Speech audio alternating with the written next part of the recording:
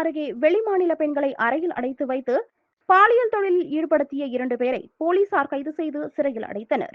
விழுப்புரம் மாவட்டம் கோட்டக்குப்பம் அடுத்த பொம்மையார்பாளையத்தில் இருந்து குயிலாபாளையம் செல்லும் வழியில் நமச்சிவாயம் இல்லம் என்ற தனி வீடு ஒன்று உள்ளது. இந்த வீட்டிற்கு சந்தேகத்திற்கிடமான வகையில் ஆண்கள் மற்றும் பெண்கள் வந்து செல்வதாக கோட்டக்குப்பம் போலீசாருக்கு தகவல் கிடைத்துள்ளது. இதனையடுத்து நேற்று நமச்சிவாயம் இல்லம் என்ற வீட்டிற்கு கோட்டக்குப்பம் போலீஸ் இன்ஸ்பெக்டர் விஸ்வநாதன் தலைமையிலான போலீசார் அங்கு சென்று அறைகளை சோதனையிட்டனர். அப்போது வெவ்வேறு அறைகளில் மேற்கு வங்க மாநிலத்தை சேர்ந்த 2 பெண்களும், கர்நாடக மாநிலம் பெங்களூருவை சேர்ந்த 2 பெண்களும் இருந்துள்ளனர். அவர்களிடம் போலீசார் நடத்திய விசாரணையில் கடந்த சில நாட்களாக 4 பேரும் அங்கு தங்கி இருப்பது தெரியவந்தது.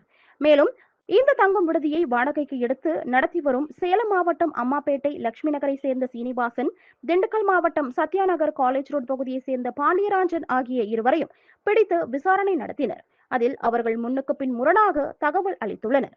தொடர்ந்து 2 பேரிடமும் போலீசார் நடத்திய விசாரணையில் கடந்த 3 மாதங்களுக்கு மேலாக இந்த வீட்டை வாடகைக்கு எடுத்து பல்வேறு மாநிலங்களை சேர்ந்த பெண்களை வரவழைத்து பாலியல் தொழிலில் தள்ளியது தெரியவந்தது. மேலும் அறையில் இருந்த 4 பெண்களையும் மீட்ட போலீசார் மருத்துவ பரிசோதனைக்கு அனுப்பி வைத்தனர். பின்னர் 4 பேரும் விழுப்புரம் அரசு மகளிர் காப்பகத்திற்கு அனுப்பி வைக்கப்பட்டனர். மேலும் வெளிமாநில பெண்களை அறையில் வைத்து பாலியல் தொழிலில் ஈடுபடுத்திய சீனிவாசன் மற்றும் பாண்டியராஜன் ஆகிய 2 பேரையும் வானூர் கோர்ட்டில் ஆஜர்படுத்தி சிறையில் அடைத்தனர்.